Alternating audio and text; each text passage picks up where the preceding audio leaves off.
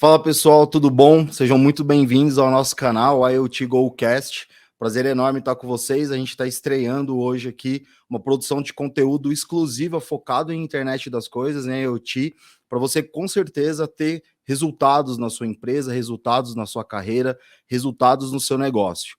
Aqui nesse webcast a gente vai trazer cases, a gente vai fazer reacting de cases que já existem dentro e fora do Brasil, mostrar quais são as dificuldades, quais são os valores de entrega dentro de um projeto de internet das coisas, como que isso tudo se relaciona com o mercado, com a parte de legislação, como é que é, se é fácil, se é difícil vender, se o mercado está aberto a essa tecnologia, ou se de repente você já usa essa tecnologia e nem está sabendo.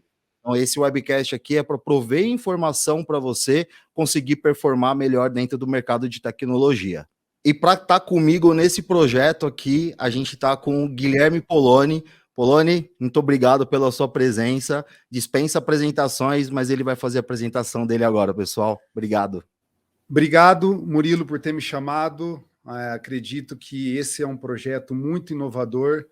A IoT GoCast, que a gente está fundando aqui, vai ser algo muito interessante para o mercado, onde a gente vai trazer muitos cases que estão acontecendo dentro do Brasil e fora do Brasil também. Vamos fazer reacts de soluções IoT lá de fora, mostrando se isso funcionaria ou não funcionaria aqui dentro do Brasil, né? E também a nossa ideia é trazer desde empresários que mexem já com esse tipo de solução aqui no Brasil e fazem bastante dinheiro com isso, é trazer algumas startups que estão começando nesse novo negócio no Brasil.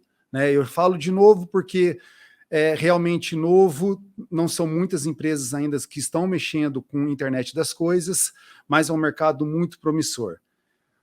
Obrigado, Murilo, por ter me chamado. Eu acho que a gente vai fazer algo muito importante para o mercado. Eu me chamo Guilherme Poloni II, eu venho de uma cidade do interior de São Paulo, me formei pelo IME-USP e fiz MBA em Gerenciamento Estratégico de Projetos.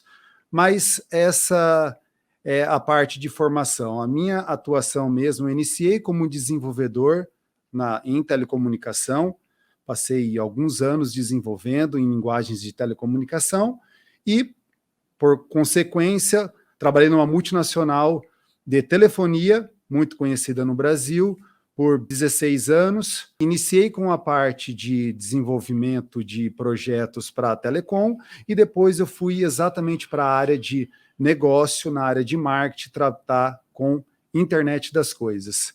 E o que são esses projetos, né, de internet das coisas que as operadoras hoje estão trazendo para o Brasil? Isso também a gente vai trazer aqui no nosso podcast. Hoje, eu não estou mais diretamente trabalhando numa empresa de telecomunicação, mas estou numa empresa de internet das coisas, porém uma empresa espanhola, com presença no Brasil, trabalhando diretamente com a internet das coisas no setor de mobilidade. E isso é um mercado também bastante promissor, que a gente vai abordar também durante os episódios do nosso podcast. Muito obrigado, pessoal. Essa é a minha apresentação. Acredito que mais para frente, mais detalhes sobre a minha pessoa vocês vão conhecendo. E aqui eu devolvo para o grande Murilo falar um pouco sobre a sua formação e quem é essa pessoa espetacular. Murilo? Depois de um currículo desse, como é que eu faço para me apresentar, né? Bom, meu nome é Murilo, vocês já sabem, quem já me acompanha nas redes sociais e já conhece o meu trabalho, eu sou sócio, fundador e diretor de soluções da Fuse IoT, que é uma empresa de internet das coisas que está capilarizada em toda a América Latina, atendendo logos como Ambev, como TIM e diversas outras, Colgate, Palmolive, do México para baixo. É uma startup que está num processo de scale-up, a gente está agora naquela curva que dá aquela estourada, que é o sonho de todo startupeiro, né? E eu sou natural de São Paulo, tenho 43 anos, eu nasci numa favela perto ali do Capão Redondo, no Jardim Ibirapuera. Quem conhece ali a Zona Sul de São Paulo, a quebrada perto do Jardim São Luís, vai saber de onde eu vim. E eu tenho essa empresa hoje em decorrência de toda a minha história, meu histórico de estudo e também por inspiração da minha família. Meu pai é engenheiro eletrônico, meu pai é engenheiro eletricista, na verdade, uma mãe costureira, empreendedora, somou as duas coisas de tecnologia com o empreendedorismo da minha mãe, e não tinha como sair nada diferente. E desde a minha adolescência, com 14 anos, quando eu comecei a trabalhar também com telefonia, mas na parte operacional, eu instalava linhas de telefone, instalava cabeamentos de telefone, PABX, né, sistemas de centrais telefônicas. Me desenvolvi como programador ainda na década de 90, entrei numa grande corporação, uma das maiores empresas de telecom do mundo, como desenvolvedor de URA, desenvolvedor de discadores, parte de call center, até que eu vi que não valia a pena mais estar dentro do mercado de call center, que o mundo ia ter um avanço tecnológico exponencial. E aí, nas minhas pesquisas de transformação digital, internet das coisas, machine learning, big data, eu vi que a IoT era uma coisa que me apaixonou. Eu vi a entrega de valor ali, comecei a estudar a IoT mais profundamente, não vi muita coisa no mercado, era tudo muito incipiente, só 8 anos atrás, até que sem querer, querendo, sem saber se era impossível, eu desenvolvi um primeiro projeto, que teve uma aderência dentro da Anvisa para medição de geladeiras de vacinas. Depois eu desenvolvi esse mesmo projeto para monitoração de geladeira de sorvete, de cerveja, a coisa evoluiu. Eu tive uma primeira startup chamada Bov Connect, que é conhecida aí como Brinco do Boi, né? E depois desse desenvolvimento do Brinco do Boi, a minha carreira tomou um rumo para dentro do mundo de startups de fato. Essa minha startup de rastreamento por internet das coisas, em gado de corte, em fazenda, em criação extensiva, acabou sendo premiada por várias faculdades e vários institutos em toda a América Latina. Participei de congressos, de feiras, dei palestras, até que uma holding, a Pines Incorporações, me convidou para trabalhar como desenvolvedor e, sabendo desse novo negócio, acabou comprando essa startup, o Bov Connect, e com esse aporte a gente fez uma nova unidade de negócio chamada Fuse IoT. E a Fuse IoT, que nasceu como uma integradora de sistemas, e hoje nós somos entregadores de sistemas completos de internet das coisas para quase todos os segmentos, na verdade. Então, para a indústria 4.0, para o agro, para a saúde, para facilities, utilities, e uma série de outras soluções sensacionais que a gente vai tocar aqui e vai trazer pessoas maravilhosas para contar os cases também de sucesso. E nós também vamos falar, né, Poloni, dos insucessos, o que é muito comum, infelizmente, por causa do mercado ser tão novo. Então, essa é um pouco da minha história, um pouco da onde eu vim, um pouco da onde eu tô, e olhando para o futuro agora, a gente quer entregar realmente material de qualidade, informação, realmente uma curadoria impecável, para que você consiga avançar, entender o que é a internet das coisas, independente da área, do setor que você estiver trabalhando hoje. Então, se você é um diretor financeiro e precisa reduzir custos, a internet das coisas vai te ajudar e a gente vai te mostrar como fazer isso. Se você é um diretor de operações e precisa melhorar a inteligência operacional da tua empresa, com certeza existe uma solução de internet das coisas, quiçá se você já não usa essa inteligência, essa tecnologia e ainda não sabe. Então a gente vai falar aqui de todas as áreas, né, de uma forma geral, que podem ser beneficiadas, e a gente vai mostrar projetos reais para que você não caia em armadilhas de aventureiros dentro do mercado tão novo e tão importante como a internet das coisas. Seja muito bem-vindo mais uma vez, obrigado por essa apresentação, Poloni, obrigado por estar comigo nesse projeto, obrigado por todas as pessoas que estão no nosso back-office aqui, nosso backstage trabalhando, o Caio e toda a equipe dele do Grupo Copa, o pessoal aqui do Thiago e da Amanda também, estão ajudando a gente. Brigadão, e vamos com tudo, que o mundo é nosso e a gente vai conseguir fomentar essa tecnologia para transformar vidas e negócios em todo o mundo. Murilo, eu acho que uma das partes bastante interessante que o público provavelmente quer saber é como nós se conhecemos, né? Eu acho que como inicia toda essa nossa jornada no IoT, né? Eu acho que dentro da operadora, né, e como eu cheguei ali na operadora, tá trabalhando com IoT, também é uma história bastante interessante, né? Eu, por algum motivo, eu decidi começar a aprender do mercado de IoT, isso ali por volta ali de 2016, 2017, e resolvi fundar uma startup, né, que se chamava IoT for Life. Essa é uma startup e participar dos eventos de IoT. Então, no primeiro congresso ali de IoT, de internet das coisas, a gente foi premiado, e eu tive essa oportunidade, né? Então, assim, é difícil para aquela pessoa que está no corporativo grande, numa multinacional, ter tempo, de fato, para conseguir desenvolver um projeto da IoT. Então, eu me lembro, eu e as pessoas que estavam comigo na empresa, trabalhando todo dia das 7 às 2, 3 da manhã, né, das 7 da noite, assim que acabava o expediente, indo lá e desenvolvendo, porque o nosso IoT ele não é só software, ele tem muita coisa de hardware.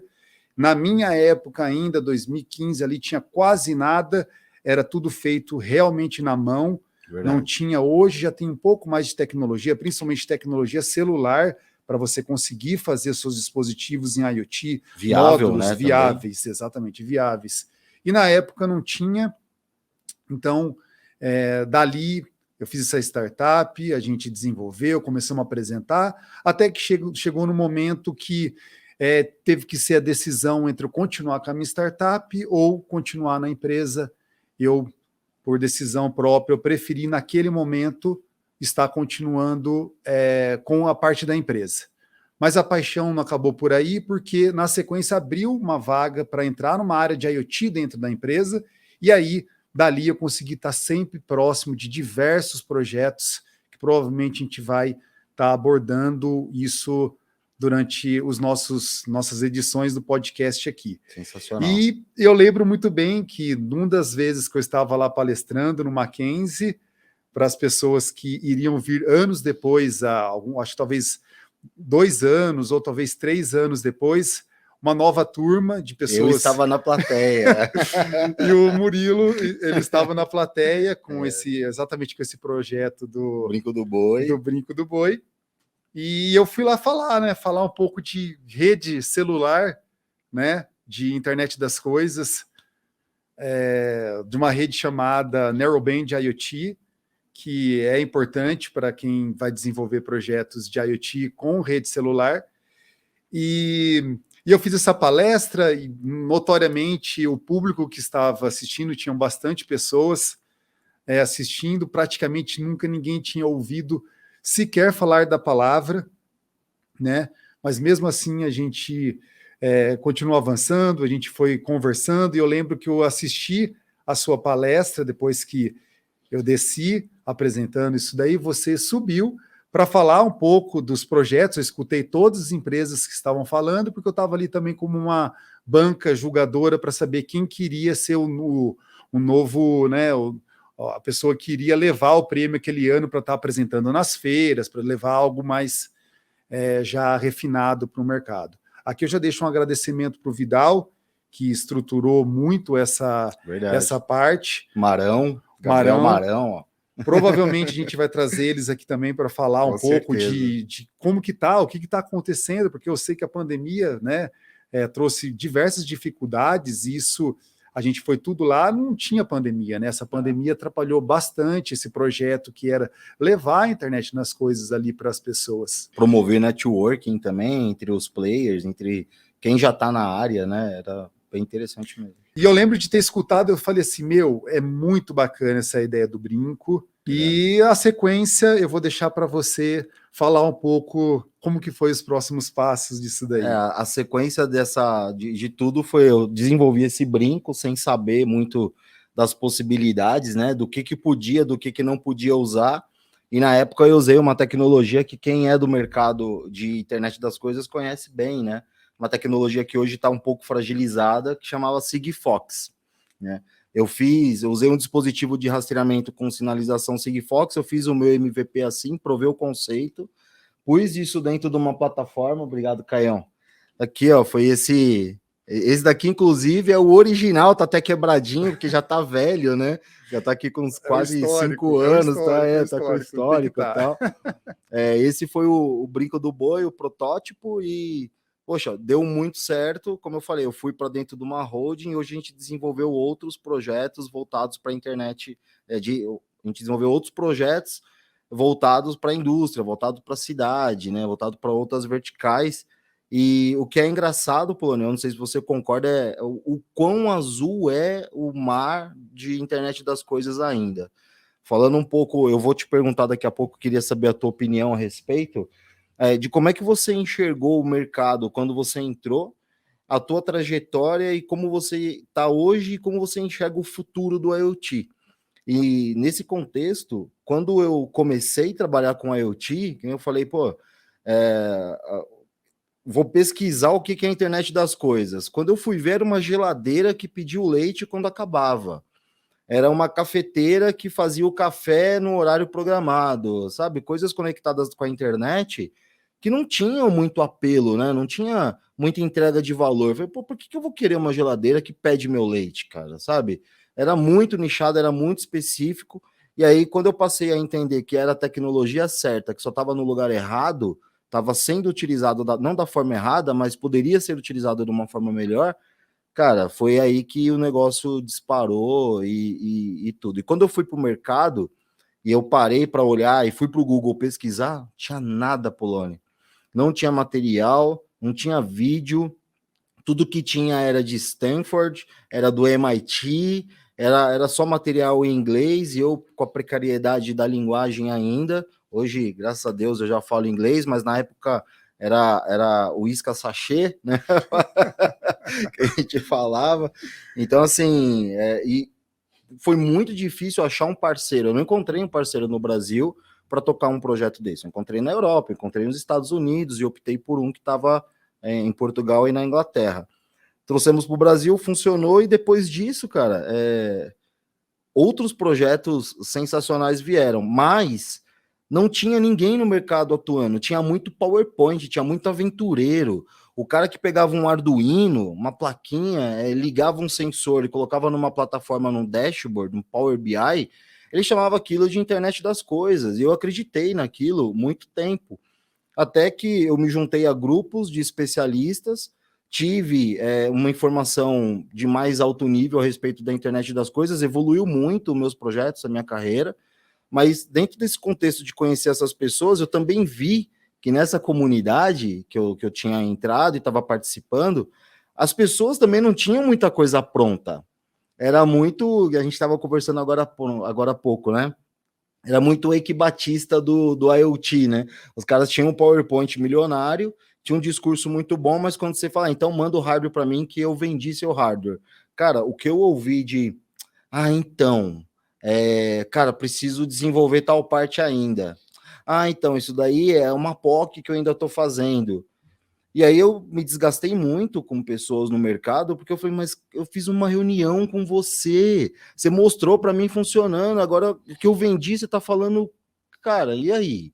Então, depois desse movimento de tirar, passou a hype, né, do IoT, acho que uns 3 ou 4 anos atrás, saíram os aventureiros, saíram os especuladores de mercado, o mercado deu uma filtrada, e aí começou a amadurecer dentro do plano executivo, no mindset dos executivos, o cara que assina o cheque do projeto, ele começou a entender que, agora os aventureiros saíram, porque esses aventureiros foram para dentro de grandes empresas, o projeto não funcionou e queimou o que é a IoT. Eu bati na porta de muitas empresas multinacionais, o cara, não, a gente já colocou isso aqui, não funcionou, não quero. Mas não funcionou, e algumas startups que eu passei anteriormente, eu sei o porquê não funcionou, e hoje funciona, justamente porque a gente já passou por todos esses testes. Então, hoje eu vejo o mercado começou muito incipiente, com muitas falcatruas no mercado, né, vendendo muito sonho. Hoje o mercado está bem mais maduro, as pessoas estão conhecendo mais, e chegou a hora da gente trazer esse conteúdo para todo mundo, para o pessoal saber da importância da internet das coisas, saber que existe um mercado que até 2025 pode render entre 4 e 11 trilhões de dólares no PIB global. Isso quem está falando não sou eu, é o Instituto McKinsey. Então, pô, vamos fazer parte? Será que essa grana aí tá para a gente buscar de rodo mesmo, né? Dá para a gente buscar de pá. E dos pilares do que é a internet das coisas, né? Que eu costumo falar que é o DNA. Um abraço, Mauro Pitinini, meu amigo aí, que desenvolveu esse termo junto com a gente. DNA é Device Network Application. Então, o que é? São os pilares para você ter uma cadeia de valor de IoT. Sim. Eu tenho que ter o device, eu tenho que ter a rede, o dispositivo, a rede e a aplicação. Mas tem um outro pilar que é extremamente importante, que ninguém fala, cara. Eu falei na última palestra que eu dei para ter Inside no começo do ano, junto com o Dalforno, até, foi um dos pilares mais importantes para a gente conseguir fazer esses 11 trilhões de dólares, pessoas. A gente precisa treinar. A gente precisa treinar a pessoa que vai instalar, a pessoa que vai projetar, a pessoa que vai vender, a pessoa que vai fazer o marketing, a pessoa que vai contratar o profissional específico daquela área. Por isso que eu falo que a internet das coisas é um negócio que abrange todas as áreas de uma forma geral, independente do ramo de atuação, da vertical que a pessoa esteja trabalhando, né? Então, o pilar de pessoas, que é o que a gente quer trabalhar aqui, trazer gente real, né, gente de verdade, né, Poloni? Pôr o cara na mesa e falar, ó, tá aqui meu projeto, deu certo, ou tá aqui meu projeto, deu errado, e de repente deu errado por falta de parceria, falta de investimento. Ou e até aqui, mesmo visibilidade, né, Murilo? Visibilidade. Ou às vezes a gente trazer o que pessoas, a gente quer dar. Que a gente quer dar uma visibilidade. Eu acho que tem projeto também que não foi para frente, não é porque é ruim, talvez não teve timing, não teve visibilidade. Eu acho que as pessoas nem sabem, os investidores nem sabem que existe aquilo ali, porque de fato hoje não existe um local centralizado com as soluções que já existem no mercado relacionado a isso. Tanto é porque não existem muitas também, né? Então, eu acho que trazer um pouco mais de visibilidade é a palavra-chave, né? Sem dúvida. E o que você me comentou, e eu me vejo muito nessa situação, quando eu abri minha startup, né? É que a gente desenvolveu um projeto com, de fato, em cima de um Arduino, né? Achando que aquilo ali iria escalar, né?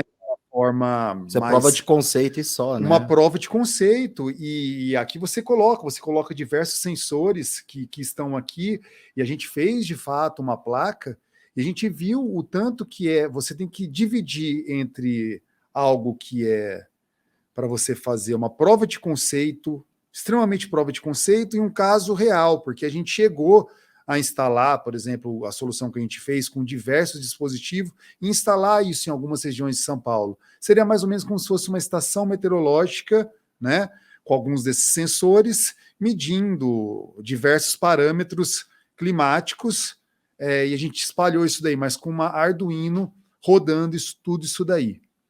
E aí você, depois, né, no próximo episódio também eu trago algumas dessas placas para a gente ver o caso mesmo, as dificuldades que tem em levar isso daí para o campo, né? Sim. O que você deixar uma solução que não tem um encapsulamento correto dentro de um campo, o que isso daí faz, né? O que uma luz, um simples LED atrai de inseto para dentro do seu dispositivo. É verdade. Então, esse tipo de cuidado que num ambiente, vamos dizer assim, um ambiente de laboratório, né, em cima da bancada, funciona perfeitamente. Quando você vai para o campo. Na hora que você vai para o campo. E aí me pegou exatamente nessa ponta, porque você tinha diversos locais de São Paulo, isso daí instalado, e começando a apresentar erro, e me parece que todos acabam dando erro no mesmo momento, e você tendo que ter um serviço de campo, né, para ir lá trocar o equipamento a peça obsolescência programada, né? Parece que você programou aquilo para dar pau naquela época. Mas... Exatamente. E assim, isso daí foi uma das experiências, daí você começa a também ter aprendizado, que né, olha, tem essa outra maneira, daquela outra. Por isso que talvez às vezes você continuar a querer a se dedicar a fazer aquele seu projeto, aquela sua ideia, ela vai dar certo. Sim. Porque talvez se eu tivesse voltado também para casa e refeito os erros que eu peguei em campo, sairia uma versão nova, muito mais robusta do que a versão anterior.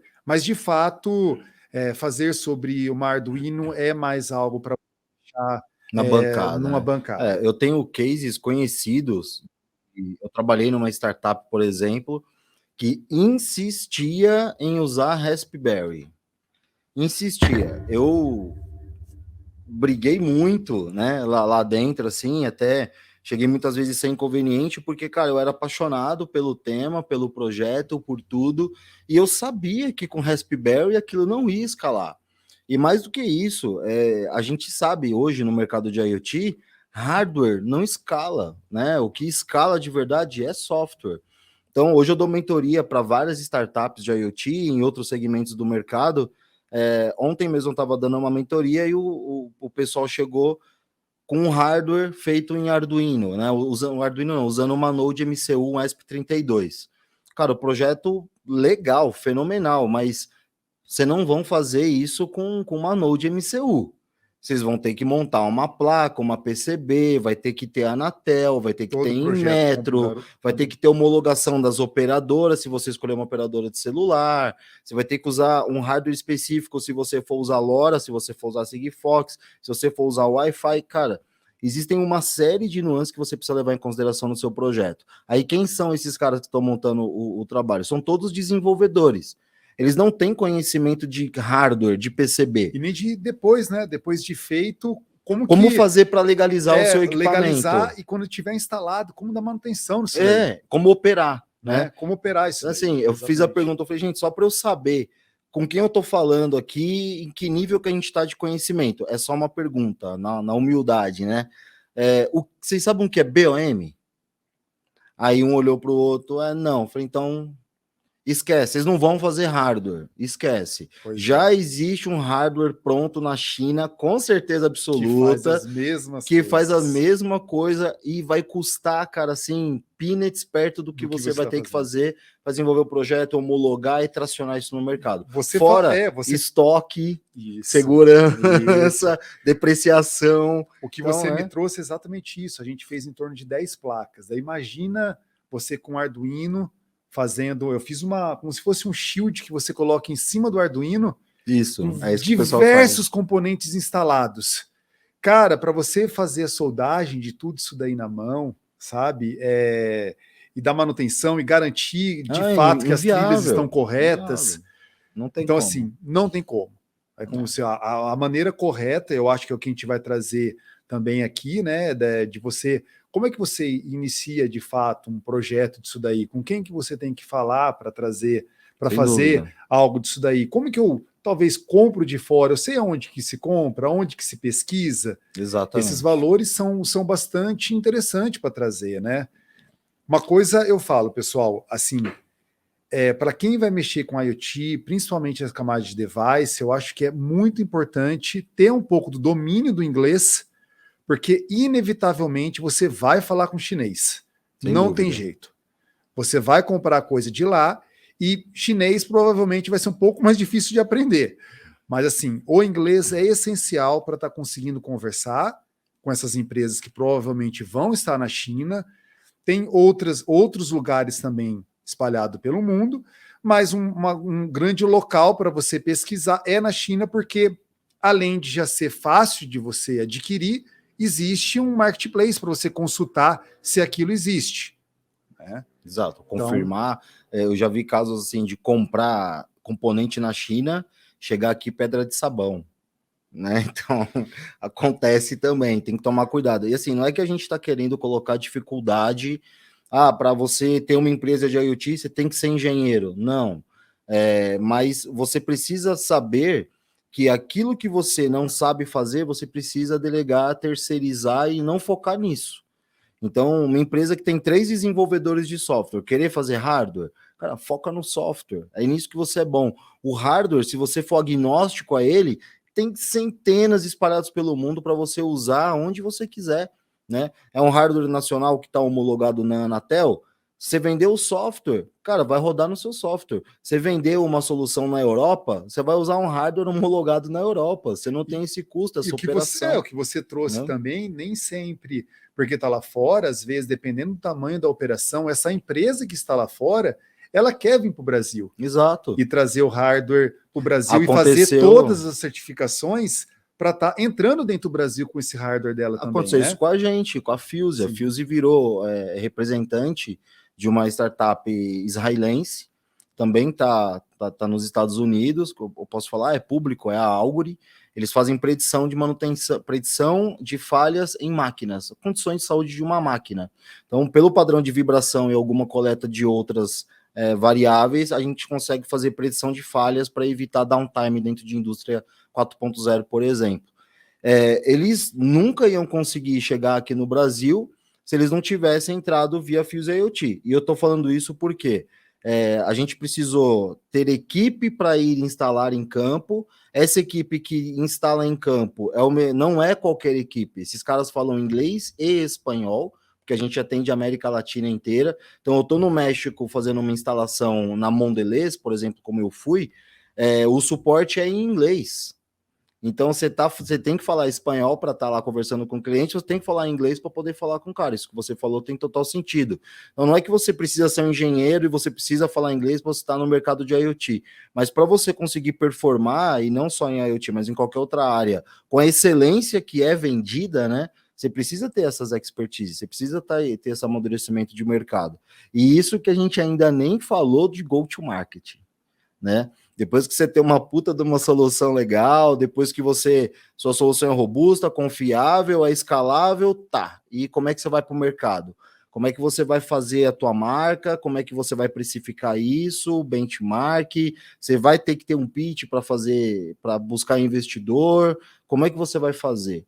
Então, existe muita coisa e que tá ligado ao negócio também, que não é só técnico, né? Não é só a internet das coisas, existem outros vieses.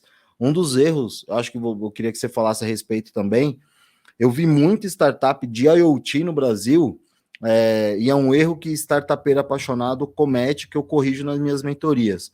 Não se apaixone pela solução, se apaixone pelo problema. O cara tem uma solução, vou dar um exemplo aqui, solução muito comum nos Estados Unidos e na China, de monitoração de tampa de bueiro. Cara, é legal, parece que é legal, mas você fez uma pesquisa de campo para saber se os órgãos públicos estão interessados em resolver, se isso é uma dor da cidade, é uma dor do mercado. O cara desenvolve a solução e ele sai para o mercado procurando o problema, quando na verdade ele tinha que fazer o contrário, ele tinha que ir lá buscar o problema, entender o problema, resolver no processo de brainstorm, prototipar um MVP, ir validar e produtizar isso. Então, muita gente faz o caminho inverso. E aí, muita startup eu vi que morreu.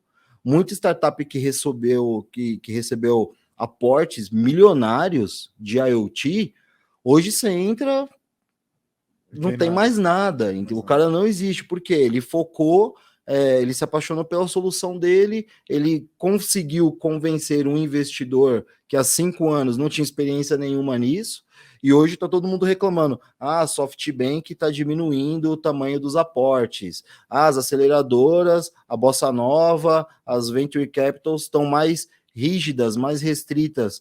Cara, o filtro apertou, né? Eles investiram muito em PowerPoint, viu que não dava certo, investiu em solução genial, que não dava certo, não tinha atração de mercado, e aí, como é que faz agora com o equity dessas empresas? O cara fica com uma duplicata para assinar, né?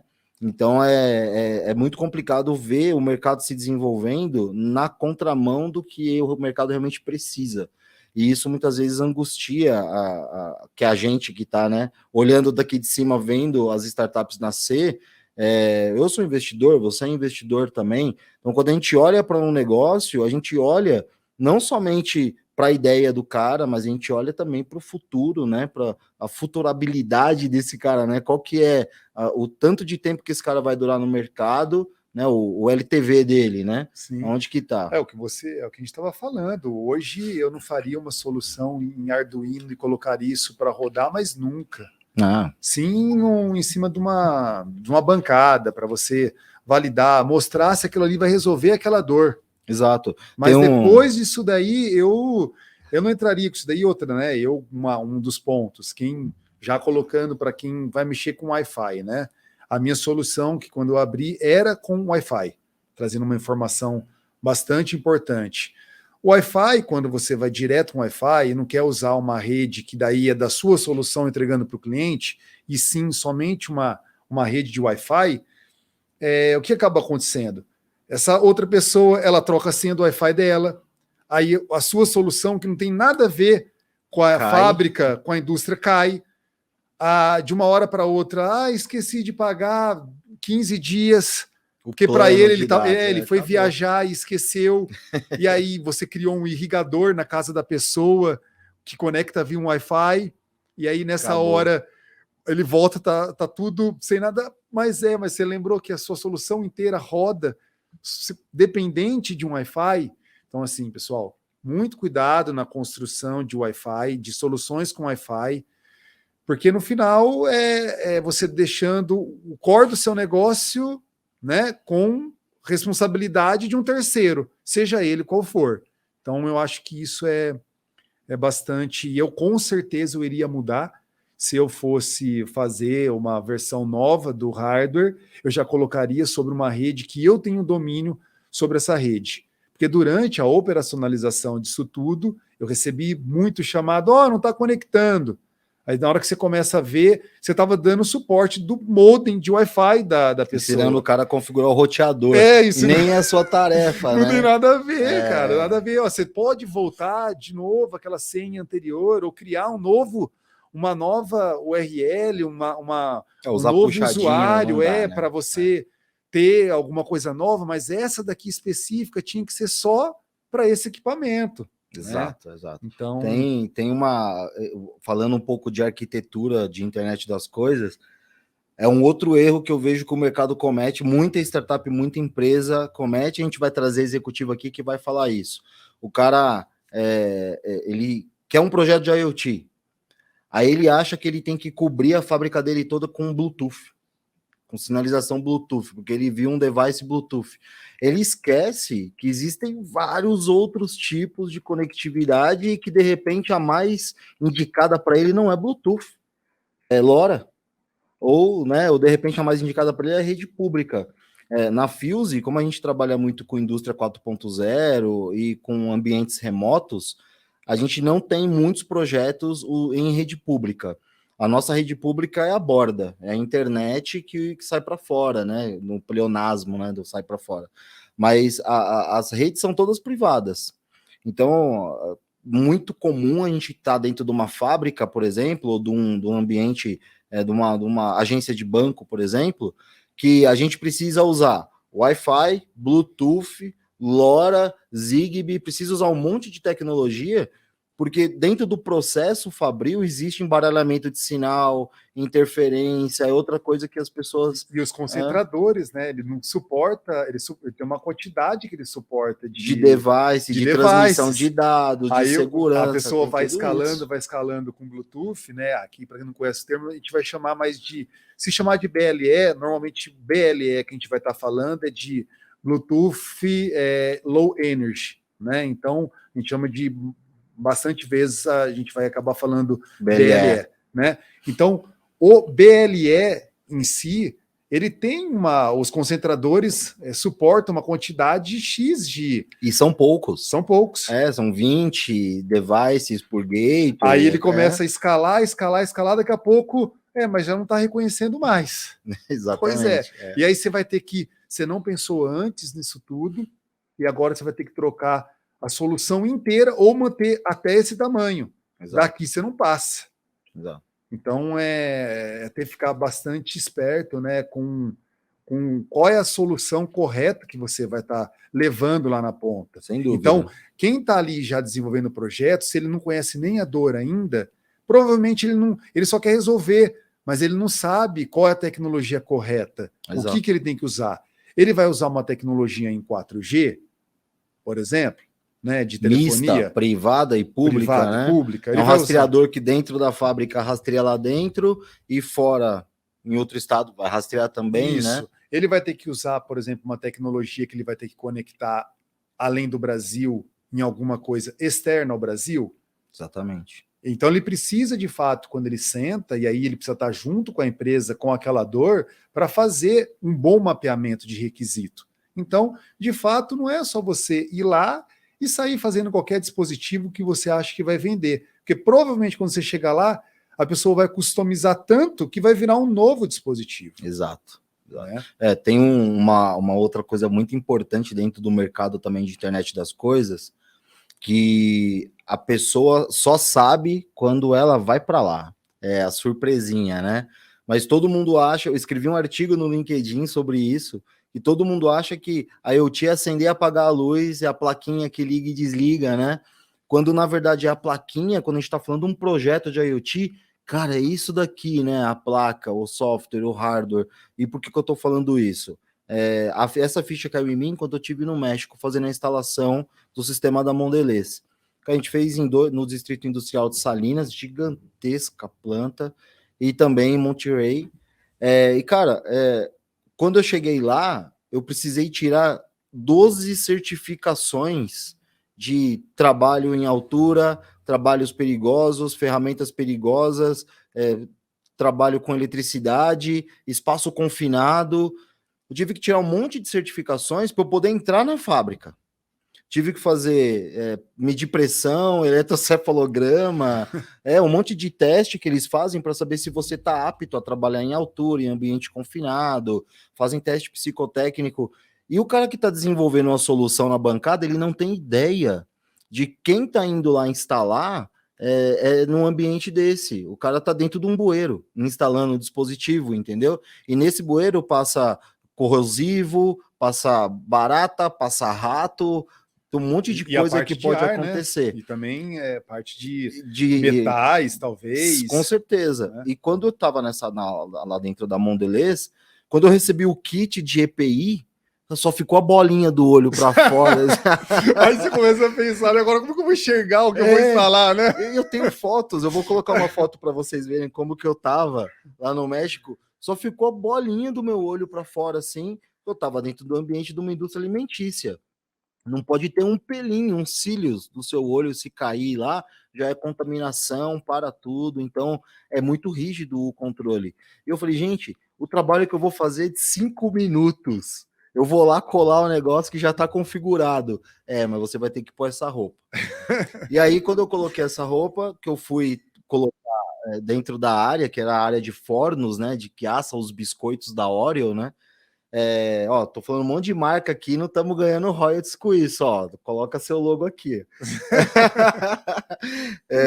Cara, era uma área, uma linha de forno, 9 linhas de fornos, assim, de centenas de metros, e ele era 57 graus a temperatura média. Em cima dos fornos era 80 graus a temperatura média, e o device tinha que ir em cima dos fornos para medir a temperatura e o comportamento da máquina. Se não soubesse isso daí, você tinha feito um dispositivo para aguentar 40 graus, por exemplo. Já era, acabou. Já era. Ou se eu não soubesse que eu tinha todas essas especificações e dependências e premissas para poder estar lá, entendeu? Então, muito projeto quebra, muito projeto não avança, porque a pessoa acha que o IoT mais uma vez, é só o software, é só o hardware, mas não é. Quando você for colocar lá o IoT na planta, na vida real, ele implica em outras coisas que você muitas vezes não enxerga. Eu mesmo não tinha enxergado, eu só fui perceber isso lá. E lá eu fiz um post, eu falei, tem gente que acha que a IoT é só ligar e desligar a luz, né? E eu com aquela roupa de astronauta, assim. Então, aí, mesma coisa pro agro. No negócio do brinco do boi, cara... Esse é muito interessante. Eu tenho história de agro que eu vou te contar, assim. Não, antes de você entrar nisso daí, antes de você entrar na parte do brinco, eu me lembro lá na feira, né? E depois que você apresentou tudo, eu cheguei até para você um pouco antes, assim, você, olha, Murilo, eu gostei da sua solução, mas você está usando tecnologia, e eu já entendia bastante a parte de tecnologia de telecomunicação, né? No caso do Narrowband IoT, ou até mesmo do CAT-M1. Na época ainda o CAT-1 nem tinha muita relevância, né? CAT-1, para quem não sabe, é a primeira categoria do 4G, tá? O CAT-1, a tecnologia CAT-1. Mas ela não é uma tecnologia LPWA, tá? Depois a gente coloca aqui o que significa o LPWA, tá? E já falando do Narrowband IoT, falando do CAT-M1, eu cheguei para você, poxa, mas esse brinco não poderia ser... Eu acho que eu tinha acabado de sair da palestra, e mesmo eu tendo feito a palestra, mas Narrowband IoT, então é como se você estivesse aprendendo um nome novo, e ainda não te associou a fazer algo com aquilo ali. Sim. E eu lembro que daí passou um tempão, onde teve a premiação e tudo, aí você foi para a feira, você estava lá no stand, eu cheguei de novo lá na feira, E aí eu gostaria que como que foi eu encontrei você novamente ali na feira e falei assim, e aí, Murilo, conseguiu avançar para uma tecnologia de narrowband? Aí conta aí como que foi isso daí. Então, para quem não sabe, foi o Poloni quem me descobriu no mercado, né? Eu estava fazendo a exposição desse brinco do boi num balcãozinho de 60 centímetros, um pote de bala em cima, e para atrair, né, as pessoas, na minha cabeça era assim que funcionava antes. E aí o Poloni encostou assim e falou, cara, a gente já tinha conversado no Mackenzie, né? Por que você não faz isso aqui em NB-IoT? E aí eu, NB o quê? O que você tá falando, cara? E eu anotei aquilo ali, depois a gente foi pesquisar e tal. E hoje tá no nosso roadmap, vai sair esse ano, em parceria com uma grande operadora aí, que vai pôr o logo aqui já também. A gente vai fazer o brinco do boi em NB-IoT para entregar aí para essa solução para agro. E isso vai abrir um precedente para várias outras soluções que são necessárias dentro do mercado de agro, né?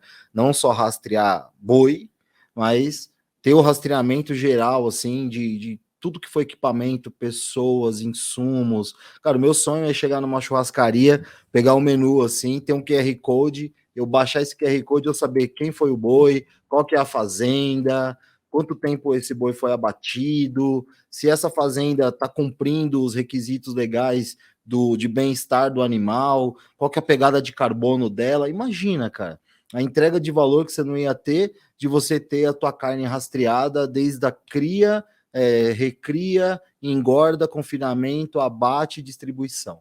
Né? Principalmente a distribuição, né? Você garantir que aquela carne que você está consumindo é uma carne de qualidade veio desse lugar. Veio desse lugar, ela se manteve na temperatura adequada. Exato. Durante o período inteiro, né? Exato. E a IoT, a gente estava falando de Web3, né?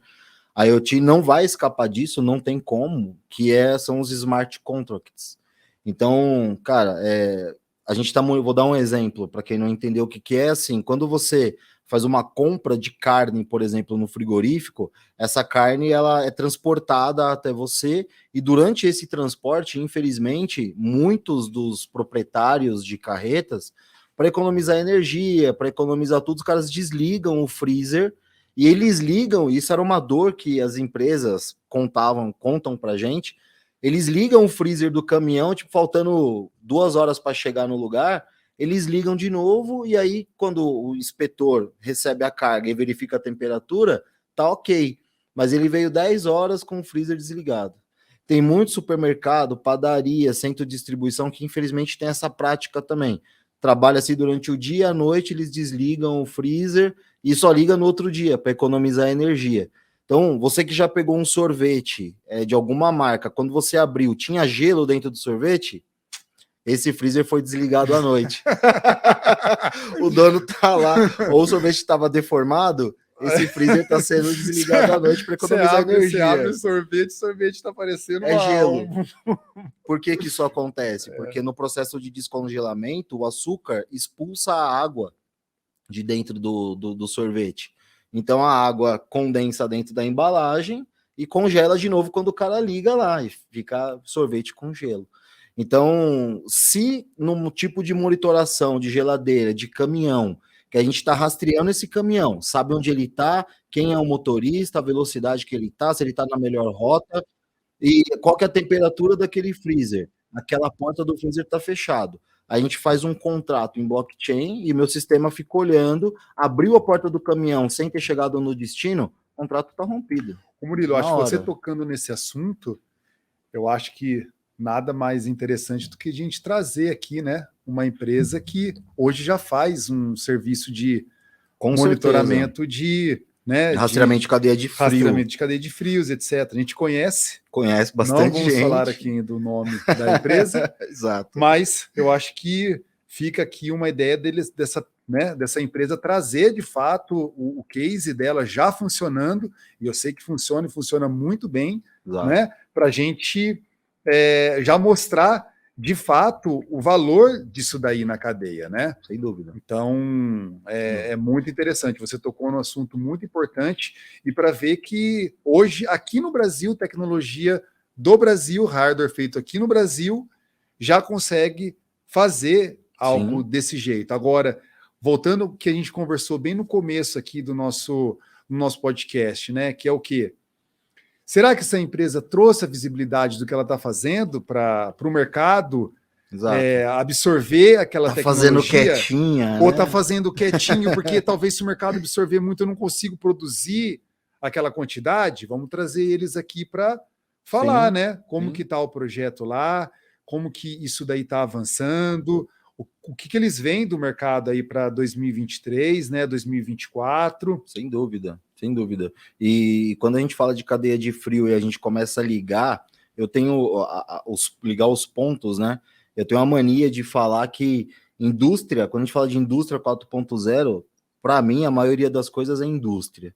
Então, tem indústria 4.0 de metal mecânica, de automobilística, de remédio, que é da área da saúde, de produção de alimento, de produção de bebida, tudo tá ligado. Por exemplo, o nosso cliente, a Ambev, todos os insumos que ela usa para fazer o produto dela vem do agro.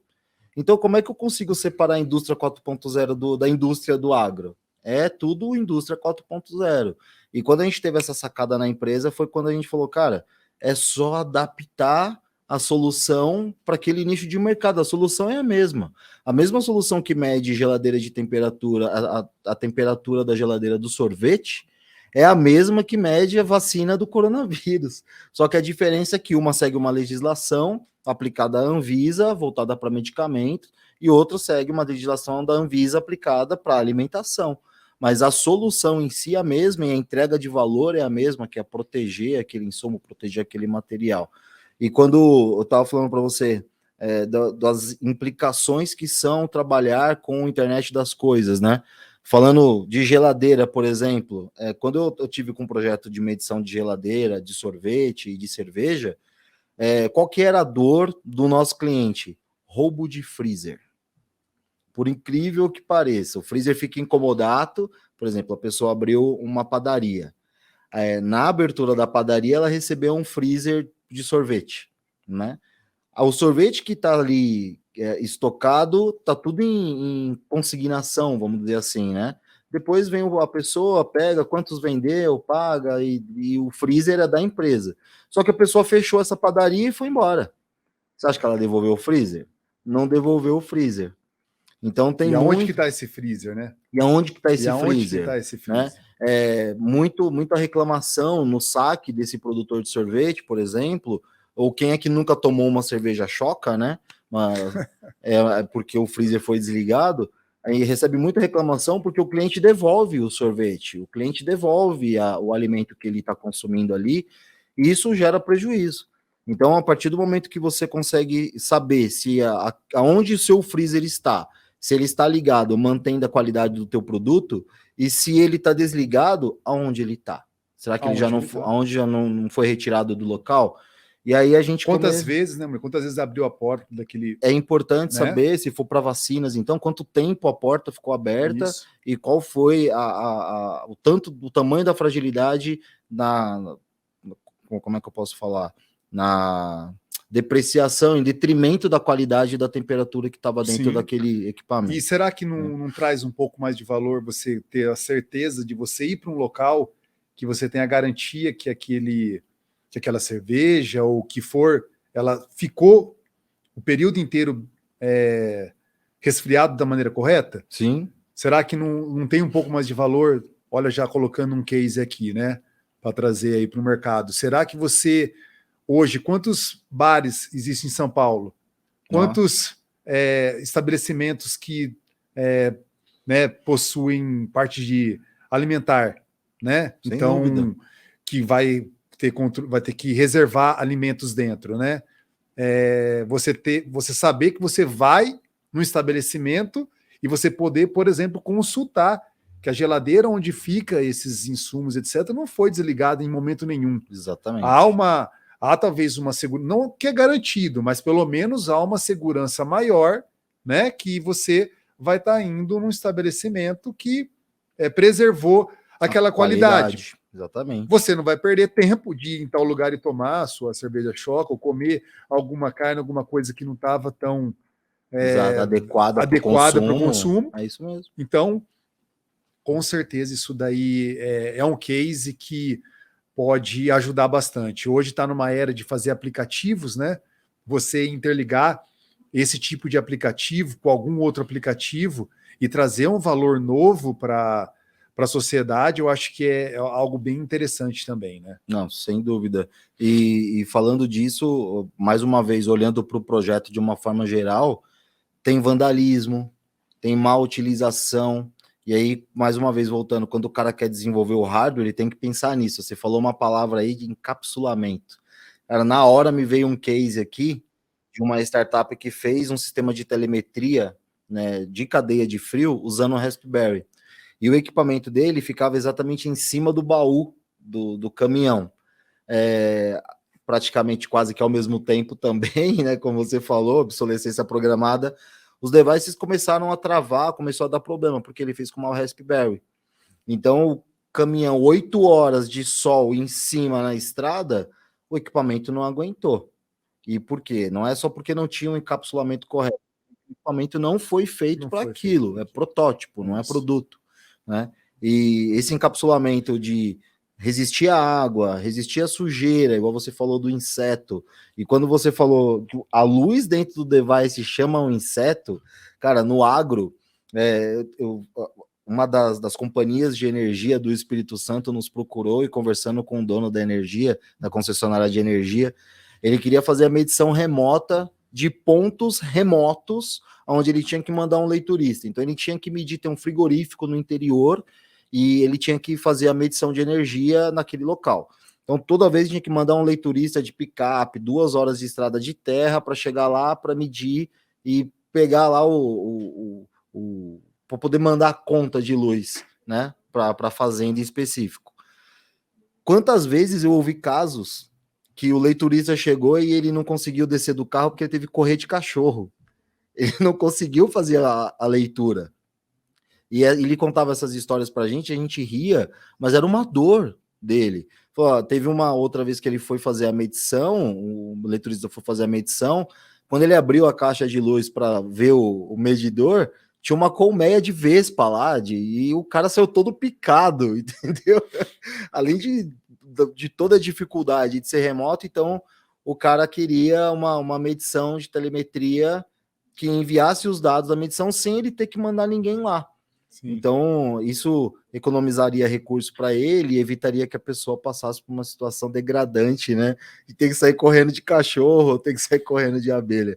Então, são muitos cenários, é muito sensível, né? O tema de internet das coisas, porque ele é muito abrangente, né? Ele abrange desenvolvimento de hardware, de software, desenvolvimento humano, e por ser um mercado novo, precisa de gente falando cada vez mais. Sim. E coisas reais. Não adianta você querer falar que, você, me ouve. Não adianta você querer falar de metaverso se você não sabe o que é um NFT, se você não sabe o que é uma criptomoeda, se você não sabe o que é uma wallet, se você não sabe o que é um ambiente imersivo, e pior ainda, né? Sem saber que sem IoT não existe metaverso. Tudo que conecta você no metaverso são dispositivos interligados na internet, são hardwares que estão mandando e coletando e enviando dados na internet. Então, saber IoT leva você até para o próximo ponto de estar digitalizado no ambiente real. Tem uma coisa que eu gosto, eu falo muito aqui com meu amigo Caio, são os digital twins. Imagina você poder fazer testes de motores, testes em plantações, onde você coleta dados do ambiente real, monta um ambiente virtual com todos esses dados, e lá você consegue, mas e se a temperatura estiver mais alta e eu tiver menos umidade, e você roda isso dentro da plataforma e você consegue simular a tua produção no futuro. Então, você tem um motor e você quer saber se você mudar a variável X de tal área física do teu motor, como é que seu motor vai se comportar? Ao invés de você ir lá e construir um motor e fazer alteração no motor e aquilo pegar fogo depois, você faz no mundo digital. E como é que isso tudo é feito? Com IoT. E muito pouco se fala sobre IoT. Eu fiz um vídeo que é uma provocação, mas você sabia que no seu bolso tem agora 8 dispositivos de IoT?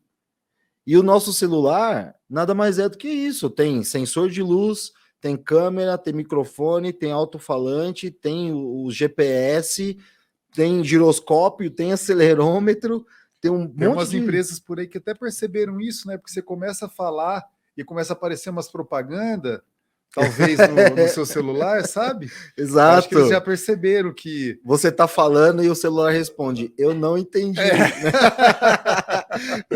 Isso é verdade, cara. Então, assim, minha esposa, ela fala isso muito comigo, que ela fala assim, nossa, a gente estava falando de um assunto aleatório, de escada X, escada Y, escada Z, daqui a pouco você tá lá no aplicativo e começa a aparecer propaganda de escada. Feed de notícia para você. Escada, cara. Então, assim, tem gente que com certeza já está ganhando bastante dinheiro, eles viram isso daí, né? Que esse sensor voz traz um grande dinheiro, né, para essa empresa. Tá coletando o tempo todo, né? Coletando o tempo todo. A minha esposa, ela fica pilhada, assim, com a Alexa, porque... Como assim? Eu falo, não, amor, ela não ouve tudo que a gente fala. Só 99,5. Mas como é que ela sabe que eu falei Alexa se ela não tá ouvindo?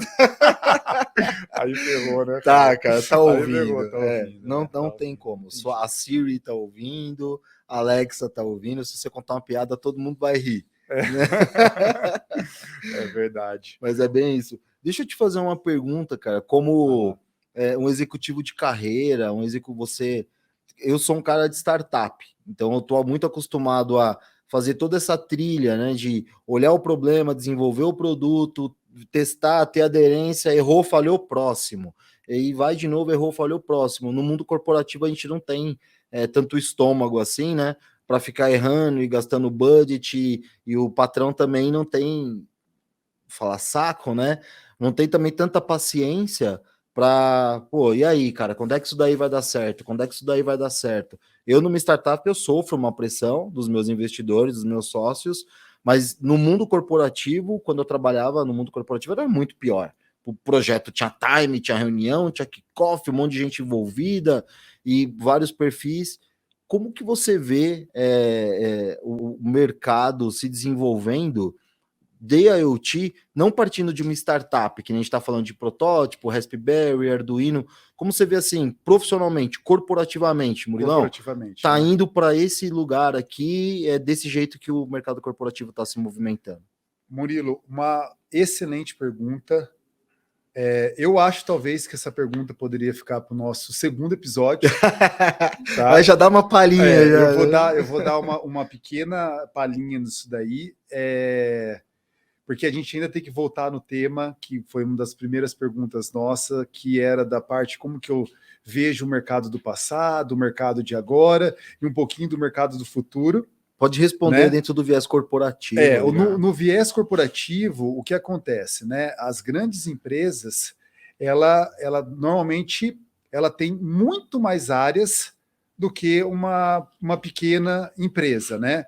Então, significa que essas grandes empresas, elas têm áreas internamente de inteligência e ela compra diversos relatórios que acontecem pelo mundo.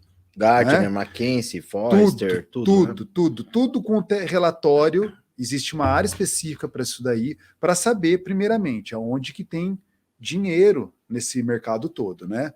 Então, é você conseguir elencar dentro do universo que existe no IoT, porque é um universo, tudo hoje está tendendo a virar algo relacionado a IoT. A gente fala, né, até as câmeras das gravações e etc., que antes era tudo com pendrive e hoje é tudo envia para a internet, a pessoa já pega o vídeo, já começa a editar na mesma hora. Tudo virou então, IoT, né? Tudo está virando IoT. Hoje as TVs todas já são todas TVs smart, já não lança mais TV. Você nem vende. Alarme de casa. Não tem. Se não tiver, já não vende mais. Então, se você faz um produto hoje na sua empresa que não tem, hoje até o no break de casa lá é IoT. Se ele cai lá, a energia chega um SMS para mim. Muito bom. Então, hoje as empresas já estão pensando tudo com IoT. E com isso, a operadora ela tem também uma limitação, né, de budget, porque ela não consegue, não tem braço suficiente para você fazer tudo ao mesmo tempo. Então você tem que, de fato, elencar o melhor projeto. Então, isso você tem internamente equipes de inteligência que vão começar a te dar um norte do que está acontecendo no mundo relacionado a IoT, porque a gente é um país emergente. Não adianta falar que aqui a gente vai começar a fazer algo primeiro e existem países que são muito maiores populacionalmente que a gente. Significa que, se você coloca um produto e há uma probabilidade muito maior de pessoas utilizarem, num país que tem muito mais pessoas para talvez utilizar aquele produto. Então, se algo funciona, principalmente em Índia, em China, né, que são países muito populosos, né, há uma probabilidade muito grande desse produto, obviamente que tem a cultura também direcionada nesse produto, né, mas há uma grande tendência de que aquilo ali vá funcionar também para o Brasil. Então, o que a gente normalmente faz? A gente pede pesquisas de diferentes fontes para ver se as informações estão condizentes, e aí se escolhe determinadas verticais que querem ser atuadas, né? Vai até, por exemplo, para os clientes que iriam consumir aquilo ali, voltando um pouco daquele ponto que você disse, eu não vou ficar resolvendo uma dor que não existe. Exato. Então eu vou conversar com o cliente que mexe com aquilo ali e ver se de fato isso que eu estou imaginando vai ser uma dor resolvida para aquele cliente. E para a operadora, especificamente, a escala. É muito difícil fazer a gente, né, quando estava lá na área, fazer um produto que não vai dar escala que a operadora busca, porque a operadora busca sempre produtos muito escaláveis. E o que são produtos escaláveis, né? Dando, por exemplo, uma iluminação pública. Na iluminação pública, quantas luminárias existem hoje, né? Isso sim é um produto que a gente, na época, entendeu que era algo para ser investido. Vamos investir num projeto de iluminação pública, porque faz muito sentido. Muito sentido. A operadora tem já a tecnologia de conexão com a rede de dados, muito bem formatado, extremamente escalável. Aquele problema de o concentrador não aguenta 200 dispositivos ou até muito menos que isso. A operadora não tem isso. A gente está falando de antenas de operadora, né? Então, você é muito mais escalável. Então, baseado nisso daí, você escolhe algumas verticais, iluminação pública, outra vertical é vertical da parte de medidores de energia, residenciais, e aí você vai conversar com essas empresas, medidor de água, medidor de gás, né? Você vai conversar com essas empresas e outros projetos que têm a mesma magnitude de escala. Você conversa com essas empresas e vê, hoje você de fato tem essa dor? O que é trazer uma internet para esse tipo de equipamento te ajudaria? E aí o que te ajudaria, talvez que não te falei, fica para a nossa segunda conversa, que ajuda e muito para a empresa. Ali a gente já começa a entrar nas dores, de fato, que você consegue eliminar, trazendo algo disso daí. Então a operadora busca muito essa parte de escala e a gente vê por quê? Porque lá fora aconteceu o projeto, e se vendeu milhões e milhões e milhões de dispositivos relacionados exatamente a esse tema. E se vendeu milhões, existem já dispositivos feitos para você tomar como modelo, talvez para você tropicalizar esse dispositivo. E aí, para quem não sabe o que é tropicalizar, seria basicamente você trazer algo de fora do seu país, trazer para dentro do seu país, só que usando os componentes eletrônicos que você possui dentro do seu país, usando as regulamentações que normalmente são diferentes dentro do seu país, as frequências com a operadora são diferentes, e aí a gente tem que começar a entrar um pouco no tema das bandas, né? A banda 8, banda 7, banda 6, cada banda roda em cada país são diferentes, e aí talvez um dispositivo que foi feito lá fora, quando ele chega no Brasil ele não funciona, e isso aconteceu diversas vezes na minha jornada, de trazer, tentar, e não roda. Por quê? Ele foi feito por uma operação num país que as bandas são muito diferentes das bandas daqui. E aí você começa a ter muito trabalho e não avançava. Então, essa é a parte, né, do que, para concluir, de como que é feito essas pesquisas, e a gente fala assim, por que vamos mexer com um projeto, às vezes, numa escala menor, por enquanto, se eu ainda tenho toda essa grande camada de grandes blocos para tratar? Não que não vai chegar no menor. Sim. Eu tenho plena confiança que os menores vão chegar também. Plena confiança. Mas, por enquanto, os grandes blocos, o bloco de mobilidade, que a gente vai falar também aqui bastante, né? Sim. Rastreamento de pessoas, rastreamento de ativos, rastreamento de animais, rastreamento... Então, esses são blocos muito escaláveis. Rastrear a namorada, o esposo. É verdade, né? É verdade. Legal. E então, né, esse é o grande ponto. Não é...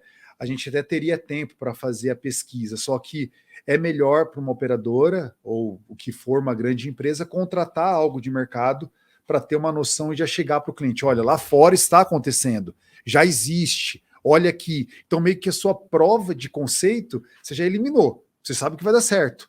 Você não precisa agora mostrar, porque lá fora está dando certo. Exato. Se aquela dor é igual que lá fora, você já chega, pessoal, matou essa e essa e essa dor. É isso que você tem? Então vai dar certo. Entendeu? Então esse é o grande, a melhor coisa que tem mesmo quando você está mexendo com IoT e nas grandes operadoras. Eu acho que todos estão vendo muito a parte de agro e por aí vai. E aí, voltando, né, ao ponto para a gente fazer aqui o fechamento, acho que a gente já está o quê? Mais ou menos há uma hora e meia falando, né? Eu acho que... Passa rápido. Passa rápido. O mercado, que nem eu disse, né? Eu também, quando eu comecei a mexer com IoT, eu via cifras bilionárias passando na tela, eu falei assim, vai ser isso, vai ser aquilo, né? E aí é começar a entender, dentro daquela cifra, onde você faz parte daquela cifra. Exato. Você mencionou muito, você faz essa parte, você é mais da parte de hardware. Existe uma cifra para hardware, existe uma cifra para integradores, sim, existe uma cifra... É o TAM-SAM-SOM, né? O tamanho do mercado endereçável, atingível, desejável. Né? Exatamente. Então você tem,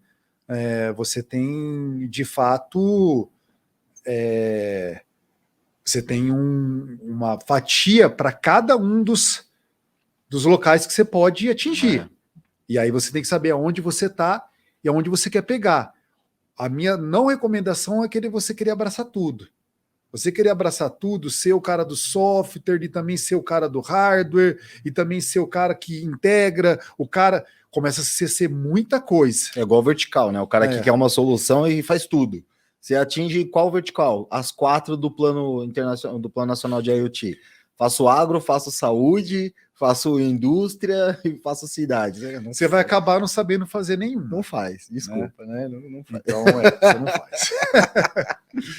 Então, assim, colocando, eu acho que o mercado, pelo menos olhando na minha visão, que é uma visão mais de telecom, é um mercado que está começando a aquecer muito. O ano passado foi muito bom para telecom. Verdade. Tá? Subindo muita rede. Deu para 5G, dar esse suporte. Né? Veio 5G com tudo. Verdade. Foi algo que... E vai vir muito mais coisa do 5G nos próximos anos. Vai barateando, vai popularizando, né? Exatamente. Então, olhando esse universo de telecom, com certeza, antes estava bem morno, porque tinha muita concorrência também de redes não licenciadas. Você acabou você mencionou uma delas, 2 delas nesse nosso podcast. Então você tinha muita concorrência e muito pouca rede disponível das operadoras. Agora você já tem muito mais rede disponível, praticamente em território nacional, todo coberto.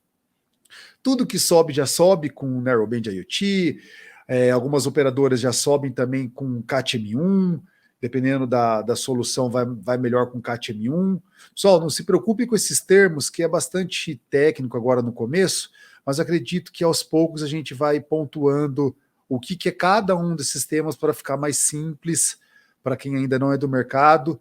Fiquem tranquilos que são termos técnicos, mas que é fácil de aprender vendo o que já existe, né? Apresentando o que já existe no mercado, né? Mostrando, talvez com algum dispositivo, aquilo ali já funcionando. Não sei se a gente vai chegar até nesse ponto de fato mostrar, que pode ficar um pouco massivo, né, Murilo? Da gente mostrar de fato, conectando, abrindo janelas, abrindo... Talvez, não sei. A gente vai, durante todo o bate-papo, a gente vai dar dica de curso, segue a gente no LinkedIn, no Instagram, procura lá. A gente vai deixar na descrição aqui as nossas redes sociais. Tem muita dica, tem muito material que a gente compartilha, artigos, vídeos, né? Dica de curso, dica de como entrar para o mercado de IoT, sem você ter que saber programação ou eletrônica, enfim. Aonde você está, você já conseguir aplicar o conhecimento de internet das coisas para alavancar sua carreira e seus negócios. Então, quando a gente falar de CAT M1, quando a gente falar de NB IoT, quando a gente falar de LoRaWAN, é para você ficar assustado mesmo, que é para você ir buscar informação e seguir mais a gente, né? É verdade. Mas você vai ver que não são bichos de 7 cabeças que vão te devorar, assim, não são. São coisas que, a partir do momento que você entender o que sua cabeça vai, uou, né? E é o que você bem fala, né? Você tem que escolher a tecnologia certa, porque quanto mais potente a gente diz, você vai deixando a tecnologia, quero fazer em 5G, eu quero ser o cara mais moderno do Brasil. Tem um custo para isso. Tem um custo e tem as suas limitações da tecnologia, né? Exatamente. Uma coisa que eu falava muito no começo do ano, quando o pessoal estava lançando o 5G, falou, gente, um país onde mais da metade da população está passando fome, onde mais da metade da população não tem saneamento básico, a gente está falando de ter 5G no país inteiro, o pessoal não está entendendo. E aí muita gente que me procurou para falar de 5G falou, nossa, cara, tá aparecendo 5G aqui no meu celular, no meu iPhone 12 aqui, eu tô aqui onde é que você tá? Eu tô aqui na Paulista. Então, você sentiu diferença na navegação? Tinha gente, o efeito placebo, nossa, muito melhor, mas a pessoa estava com um chip 4G. Ela não sabia que ela precisava trocar o chip, trocar o plano dela, ou gente que tem o celular 4G e achava que quando a tecnologia estiver disponível ia se conectar em 5G. Não vai, sinto muito te dizer. Então faltou, talvez, e isso esteja num processo agora de que está acontecendo e eu estou vendo, propaganda de hardware 5G para você consumir celular. Você precisa ter um celular 5G para acessar a rede 5G. Você vai precisar ter um chip 5G para acessar, um plano de dados para acessar. Não é simplesmente, tá disponível, vamos usar. Né? Na parte que você falou aí do chip, aí nada se... Né, a gente fala, né? Talvez a operadora, às vezes, até acaba descobrindo uma forma, né?